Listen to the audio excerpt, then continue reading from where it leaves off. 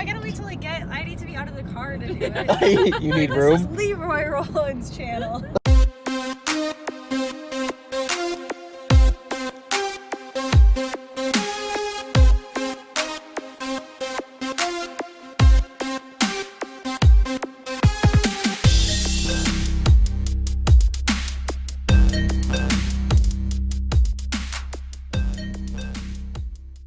What is happening, guys? Welcome to another update video, and this is a pretty special one because as of recording this, today's Monday, so we're in prep. That's right, we are in contest prep for the 2020 season. We started officially on Saturday, and yeah, it's game time, right? I'm excited.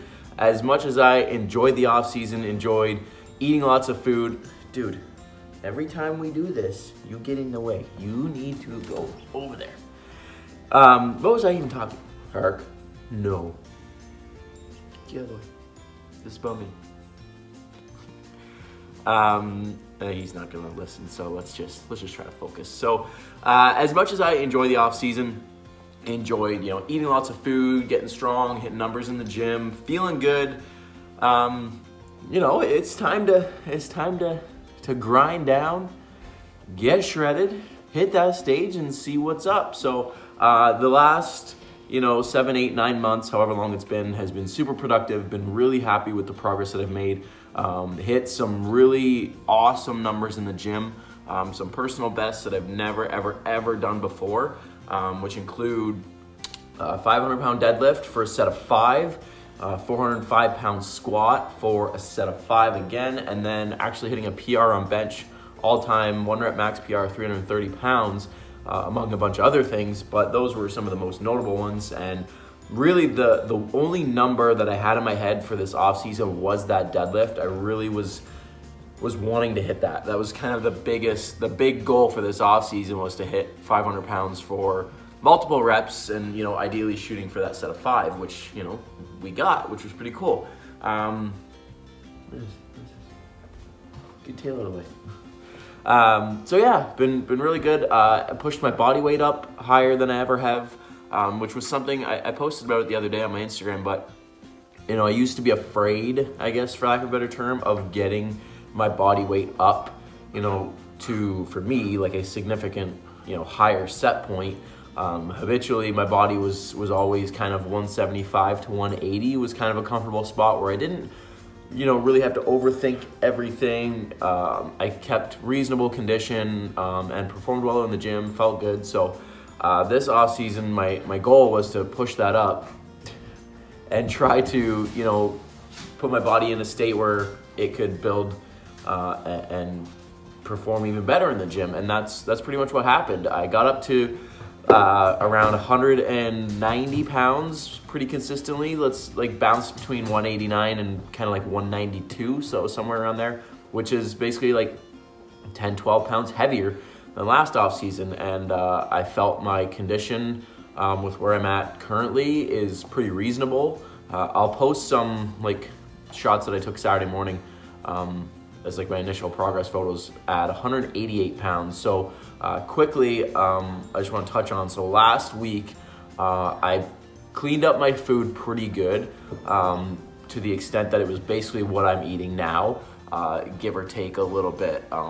Dinners might have been a little bit weird, the odd dessert here and there, but most of my meals last week were pretty much what I'm doing now for prep. I know the coach that I work with, we've been working together for a long time, so I know kind of his protocol for me. I know what works for my body as far as food choices and amounts go. So I had a pretty good idea of where we were going to start things off. So I was like, you know what, let's start it, cleaning things up last week. And actually, I went from, I think it was 191 last weekend to 188 this weekend. So even just that first week of tidying things up, my body was responding pretty well. So it'd be interesting to see what this week gives us. Pushing my body weight up was something that I committed to this off season. I genuinely think it paid off. Like I said, I think I look comparable to last off season from a conditioning perspective. I didn't get overly fatter, you know what I mean? I didn't go from 178 to 191 of just fat. I honestly think there's some new muscle under there, and like obviously there's other things, there's water and that kind of stuff, but from an overall look perspective, it's not like it went from like 180 was like pretty good, and then 190 was like, oh, you just let yourself get fat. That's not what happened, so that's pretty cool. So yeah, so prep started. So training wise, guys, nothing changes for me. I know some people like to really switch things up and use prep as an opportunity to completely change up what they're doing, and you know, that can be okay, but at the end of the day, you got to remember what got you your physique now is what's going to help you, you know, hang on to it during prep and not cause you to lose muscle. Because at the end of the day, prep, you're in a deficit, so you're burning, and you're not just burning body fat, right? Like the goal is to just hang on to as much muscle as you can when you're dieting, because you're not building anything, and you know, the deficit's got to come from somewhere, and ideally it comes from fat, but it's going to come from other places as well, which, you know, is crappy, because we build this muscle, we spend all this time building muscle, and you know, you gotta fight for it basically when you're dieting. So for myself, I've never been one to change my training split. So right now, the only thing I've tweaked probably the last month or so is so I was doing an upper, a lower, and then a push-pull legs, and I was dealing with, in my left pec, just some strain. So now what I've been doing is, instead of that upper body day where I would do all upper body, so I would do back, chest, shoulders, bis, tris, I switched that out now to just back and shoulders, because those are two muscle groups that can, for me, handle a bit more volume, and it took the strain off my pec, which has been good because it's healed quite nicely. So now it goes back and shoulders, lower body, which is more of a hamstring and glute focus session, and then let me rephrase that, because it's a little bit different. So it's the back and shoulders, then it's the lower body, hamstring, glute, and then it's push, and then I rest on Friday. So that's Tuesday, Wednesday, Thursday, rest on Friday, because that's 3 days of training, which for me is kind of my top end of where I can recover from.